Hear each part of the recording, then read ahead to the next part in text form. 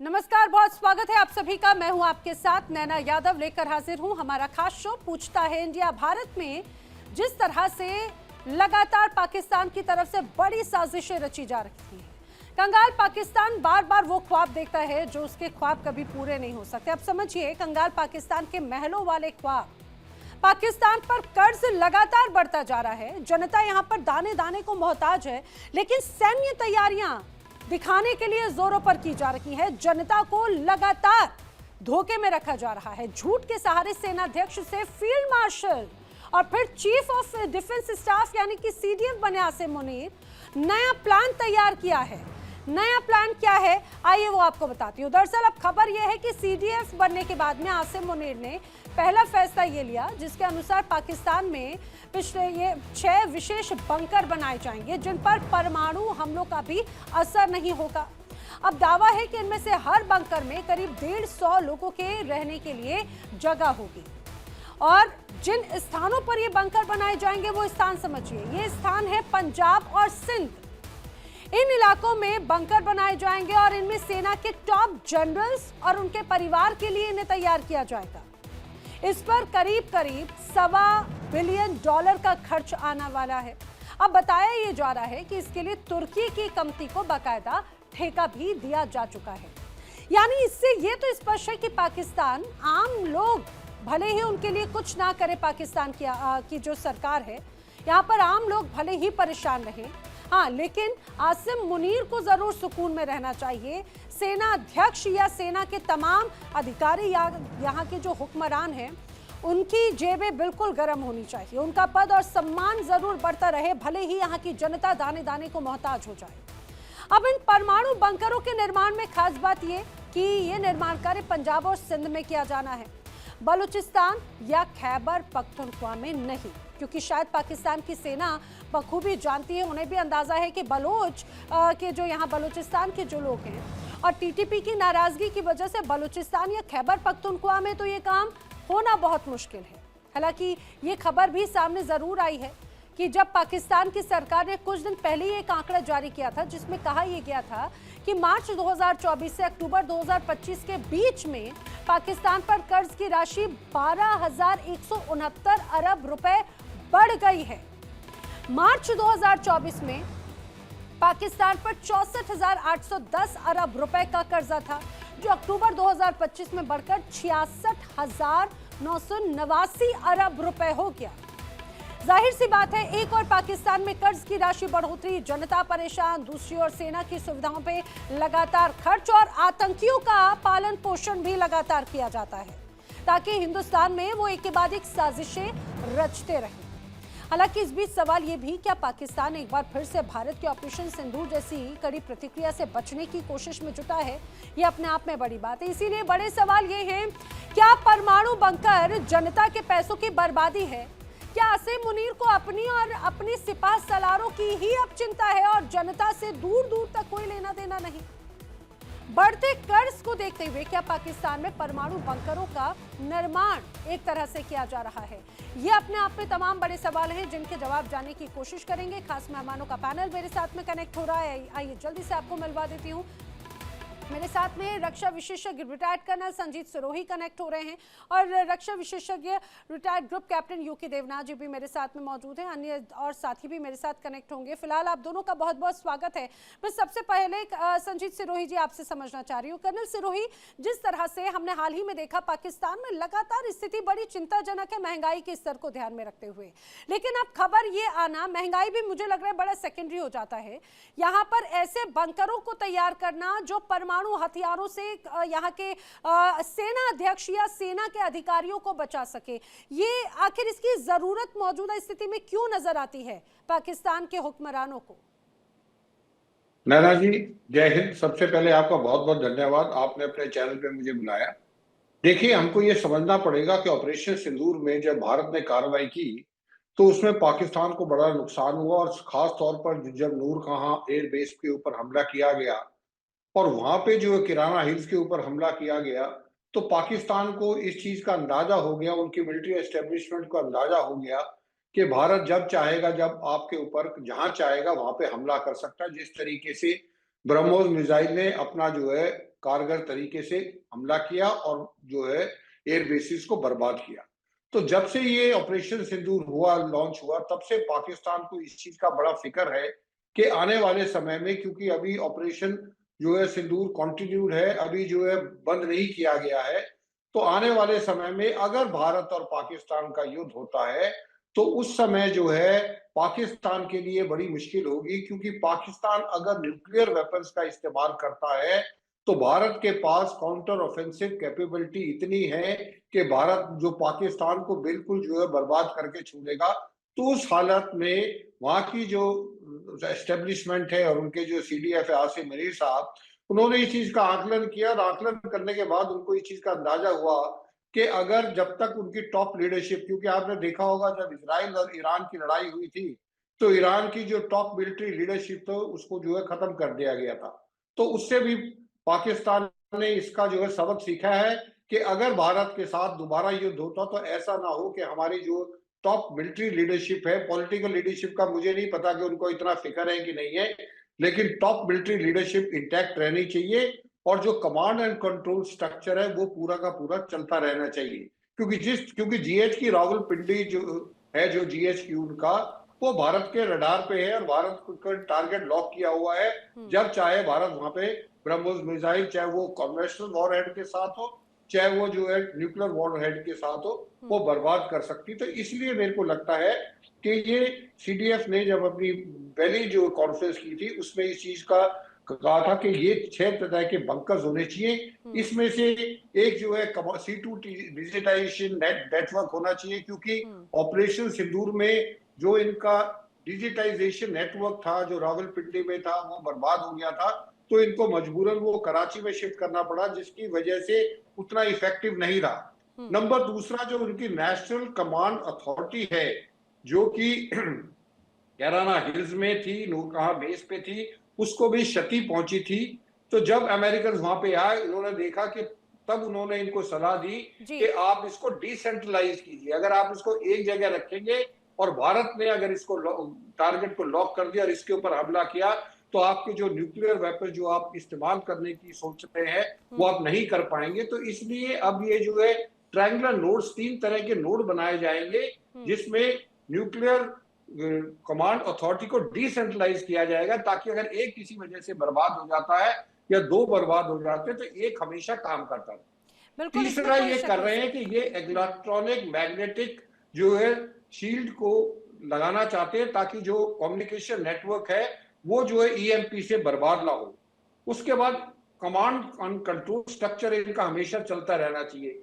और उसके बाद जो इनके सीनियर जनरल्स हैं और उनके परिवार के जो करीबी लोग हैं उनकी भी जो सुरक्षा होनी चाहिए। तो इन चीजों को मद्देनजर रखते हुए ऑपरेशन सिंदूर का मेरा ये मानना है कि ऑपरेशन सिंदूर खत्म नहीं होगा और ऑपरेशन 2.0 कब होगा उसका मैं नहीं कह सकता, लेकिन होगा जरूर, ये मैं आपको बता रहा हूं। मुझे लग रहा है कि आपने बहुत बेहतर तरीके से पूरा एनालिसिस इसका बताया, लेकिन इसमें कोई शक नहीं ऑपरेशन सिंदूर तो कंटिन्यू चल ही रहा है और ये बात तो लगातार भारत की तरफ से स्पष्ट की गई है। लेकिन यूके देवनाथ जी, मेरा इस पर एक और बड़ा सवाल ये है कि 2 बड़ी संभावनाएं, एक तो क्या जिस तरह से पहलगाम में हमला हुआ था और उसके बाद में ऑपरेशन सिंदूर हुआ, क्या उस तरह की कोई और बड़ी साजिश भी पाकिस्तान की तरफ से रची जा रही है और पाकिस्तान इसीलिए पहले से ही अपनी रणनीतियां तैयार करने के, सेफ हेवन या सेफ बंकर्स बनाने की तैयारी है? और दूसरी जो बड़ी बात यहां पर है कि जब ऑपरेशन सिंदूर हुआ तो इस दौरान पाकिस्तान की तरफ से जो खुद यहाँ के बड़े नेता थे, इवन राष्ट्रपति की तरफ से कहा गया था बंकर में रहने वाली जो संभावना है, क्या इसीलिए ही एक तरह से इन्हें ऐसे 6 बंकर्स को बड़े स्तर पर तैयार किया जा रहा है? नैना जी, इसमें कोई शक नहीं है कि भारत ने बार बार कहा है और बहुत ही क्लियरली कहा है और जोर देकर कहा है कि अगर पाकिस्तान ने फिर से भारत में घुसकर कोई आतंकवादी हमले को अंजाम देने की कोशिश की तो भारत उसका भरपूर जवाब देगा। ऑपरेशन सिंदूर चल रहा है, ऑपरेशन सिंदूर 2 और भी भयंकर होगा। अब सवाल यह है कि पाकिस्तान के साथ क्या हम न्यूक्लियर अटैक कर देंगे? जाहिर बात है कि अगर पाकिस्तान एक आतंकवादी हमला भारत पर करता है तो उसका रिस्पॉन्स भारत का जो है बहुत ही मेजर्ड होगा, यानी कैलकुलेटेड होगा और उसमें उस फॉर्मूले में न्यूक्लियर हमला भारत द्वारा पाकिस्तान पर नहीं किया जाएगा। देखिए, किसी भी युद्ध में न्यूक्लियर हथियार यूज करने के लिए काफी सारी रेड लाइंस होती हैं। उनको क्रॉस करने के बाद ही न्यूक्लियर हमला किया जाता है शत्रु पर। भारत ने तो यह कह दिया कि हम कभी भी पाकिस्तान पर न्यूक्लियर हमला करेंगे ही नहीं, जब तक कि पहले पाकिस्तान हम पर न्यूक्लियर हमला नहीं करता। तो पाकिस्तान जो ये तैयारियां कर रहा है, ये एक कन्वेंशनल तैयारियां कर रहा है। दुनिया में जितने मुल्क हैं, अमेरिका, रशिया, यूरोपियन कंट्रीज, सब इस तरह की प्रिकॉशंस लेते हैं कि अगर कोई हमला होता है तो देश का जो टॉप कमांड है, चाहे जैसे अभी पाकिस्तान में है उनका न्यूक्लियर कमांड अथॉरिटी है, या पॉलिटिकल लीडरशिप है, उनको प्रोटेक्ट किया जाए। पाकिस्तान भी इस तरह के बंकर बना रहा है। ये बंकर जमीन से बहुत नीचे बनते हैं, 100 फीट 200 फीट नीचे गहरे, और ऊपर का जो 100 फीट या 200 फीट गहरा बंकर बनाने के बाद ऊपर ये पूरा कंक्रीट होता है, मट्टी नहीं होती है। और इन सब बंकर्स को आपस में इंटरलिंक किया जाता है सुरंगों के द्वारा, ताकि अगर एक बंकर का ऊपर आने का, निकलने का मुहाना बंद हो जाए तो दूसरे बंकर तक जा सकें। इन सब बंकर्स के अंदर जाहिर बात है एक एयर वेंटिलेशन सिस्टम होता है, जिससे ये सुनिश्चित किया जाता है कि अगर ऊपर कोई न्यूक्लियर हमला हो गया है तो उसकी जो विक्रेशन है या रेडिएशन डस्ट है, वो हवा के साथ, नॉर्मल वेंटिलेटर के साथ अंडरग्राउंड में लीडर्स को ना पहुंच जाए। तो इस तरह की प्रिकॉशंस ली जाती है दुनिया में सब जगह के। जब इस तरह के बंकर बनाए जाते हैं तो जमीन के नीचे उनको पावर बैकअप दिया जाता है, 1 2 3 पावर बैकअप दिए जाते हैं, ताकि अगर एक पावर बैकअप नष्ट हो जाए तो दूसरा पावर बैकअप जो है वो कार्यान्वित हो जाए। तो हमें पहले से ही इसके बारे में आगाह मिल गई थी, क्योंकि दुनिया के जितने टॉप मुल्क हैं जिनको भी न्यूक्लियर हमले का डर सता रहा है, नॉर्थ कोरिया शायद साउथ कोरिया पर हमला कर ले, तो साउथ कोरिया ने पहले ऐसे बना लिए हैं। अमेरिका शायद रशिया पर ऐसा हमला कर ले, तो क्रेमलिन के पास, मॉस्को के पास रशियन टॉप लीडरशिप के लिए बनाया गया है। पाकिस्तान भी वैसा ही कर रहा है। जी, इसमें कोई शक नहीं। देखिए, और मैं तैय्या बलूच भी हमारे साथ में कनेक्ट हो चुके हैं पाकिस्तान से, पत्रकार और रक्षा विशेषज्ञ रिटायर्ड विंग कमांडर आलोक सहाय जी भी मेरे साथ में इस चर्चा में शामिल हो चुके हैं। आप दोनों का भी बहुत बहुत स्वागत है। मैं अपने दर्शकों को पहले कुछ तथ्य बता दूं, उसके बाद में फिर मैं तैय्या बलूच का भी रुख कर लेती हूँ। देखिए, जिस तरह से 1.2 बिलियन डॉलर्स के यहाँ पर खर्च किए जाने की बात की जा रही है, करीब 6 बंकर्स तैयार किए जाएंगे पंजाब और सिंध में, जो जानकारी सामने आई, और हर एक बंकर में करीब 150 लोगों के छुपने की व्यवस्था होगी। अगर 1.2 बिलियन की बात की जाए तो लगभग मोटे तौर पर होता है 10,000 करोड़ रुपए की बात। पाकिस्तान की आबादी अगर देखी जाए तो वो 23 करोड़ से ज्यादा है। तैय्या बलोच, अगर मैं इसमें गलत नहीं हूं तो मुझे जरा दुरुस्त कीजिएगा। सबसे महत्वपूर्ण बात तो ये, मुझे पहले ये बताइए, 150 लोगों की एक बंकर में छुपने की व्यवस्था, यानी कि लगभग 6 अगर बंकर हैं तो करीब 900 लोग इस बंकर में छुपेंगे, और वो सभी एलीट क्लास होंगे, इसमें कोई शक नहीं, क्योंकि इसमें सेना के अधिकारी होंगे। तो आप बाकी की जो जनता है, आखिर उनका गुनाह क्या है? क्या वो पाकिस्तान के निवासी हैं, ये उनका गुनाह है कि बाकी की जनता को बाढ़ भुखमरी से मरने के लिए छोड़ देंगे, लेकिन एलीट क्लास को बचाना प्राथमिकता है पाकिस्तान की सरकार या पाकिस्तान की सेना की? देखिए नैना जी, सबसे अहम बात यह है कि मुझे तो आपके चैनल से ही इस खबर का पता चला कि ऐसा कोई अक्सर बंकर होता जो है है तैय्या वो बलोच, पाकिस्तान को बहुत सी चीजें पता बिल्कुल नहीं चलती, दुनिया के अलग अलग प्लेटफॉर्म से पता चलती हैं आपको। बिल्कुल बिल्कुल। बहरहाल जो है, मैं अगर देखूं कि जैसे जो है वो हमारे दोस्त फरमा भी रहे थे कि ये हर मुल्क जो है वो अपना दिफा लेता है। मैं आपको बताऊं कि मैं खुद मॉस्को में था, और मैं मॉस्को बंकर का मैंने भी विजिट वहां पे किया है। अच्छा देखिए, जहाँ पे अभी ये बता रहे थे कि इंडिया जो है वो फर्स्ट यूज का कायल नहीं है। इंडिया जो है वो पहला, यानी कि वो उसकी जानिब से पहल नहीं होगा, यानी कि न्यूक्लियर जो वो आप कह सकते हैं अटैक नहीं होगा। तो पाकिस्तान की भी यही पॉलिसी है कि हम जो है वो पहल नहीं करेंगे। हमें देखिए बातें करना बड़ा आसान है, लेकिन इन दोनों मुमालिक को अगर हम देखते हैं तो देखिए आप कन्वेंशनल वारफेयर में जाए वो मसला नहीं है, लेकिन न्यूक्लियर का इस्तेमाल या जोरी जो है वो बम का इस्तेमाल जो है वो दोनों देश बल्कि पूरे खित्ते के लिए जो है वो प्रॉब्लमेटिक हो सकता है। इसी वजह से वो हमारे जो फील्ड मार्शल सैयद आसिम मुनीर ने ये बात कही थी कि अगर हम डूबे तो हम फिर आधी दुनिया को लेकर डूबेंगे। तो ये उनका ऑन द रिकॉर्ड स्टेटमेंट लेकिन तैयब मौजूद है। बलोच, आपकी इस बात पे आलोक साहे जी कुछ रिएक्ट करना चाह रहे हैं, मैं उनका रुख करूं, उनका जवाब लूं। लेकिन तैयब बलोच, ये बड़ा हास्यास्पद नहीं लगता? एक ऐसा देश जो बहुत ही ज्यादा कर्जे में कर्ज कर्ज कर्ज और कर्ज से पूरी तरह से कहा जाए डूबा हुआ है, और जाने कितने बरस लग जाए, कितने दशक लग जाएं उस कर्ज से उभरने के लिए। और ऐसे में, और सिर्फ कर्ज ही नहीं, चलिए कर्ज भी आपके लिए कई बार ऐसी परिस्थितियां होती हैं कि कर्ज लेना होता है। कोई भी देश की अर्थव्यवस्था जो है या देश का चलन वो कर्ज के साथ में चलता है, इसमें कोई शक नहीं। बड़े बड़े इवन अमेरिका जैसा बड़ा देश भी कर्ज में है। लेकिन प्राथमिकता क्या होती है? जनता की एक अच्छी लाइफ बीइंग के लिए, उनको ये तमाम व्यवस्थाएं प्रोवाइड कराने के लिए। लेकिन यहाँ पर तो उससे दूर दूर तक कोई लेना देना नहीं।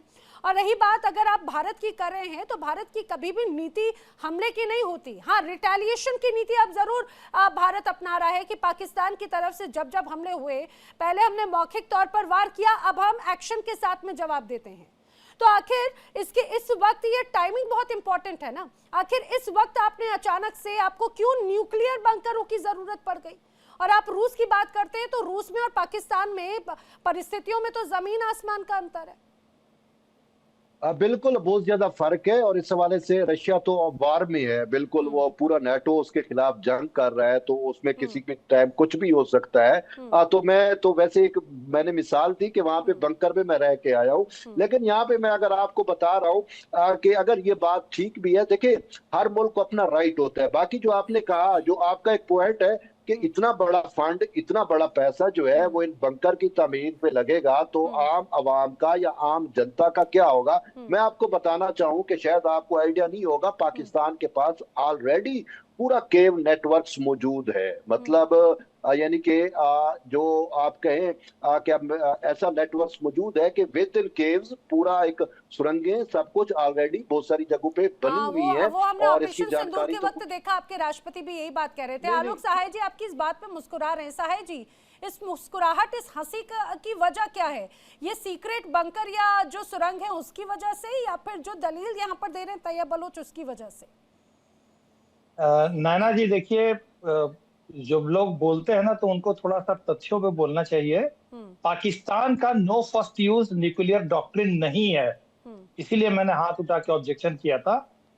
जबकि भारत ने ऑफिशियली डिक्लेयर किया हुआ है कि we will not have first use of nuclear weapons. ये इंटरनेशनली हमने डिक्लेयर किया हुआ है, पाकिस्तान ने डिक्लेयर नहीं किया है। पाकिस्तान हैज इनफैक्ट कई बार पाकिस्तान ने यह बात बोला है कि भारत के कन्वेंशनल युद्ध के खिलाफ वो न्यूक्लियर बॉम्ब का इस्तेमाल कर सकता है।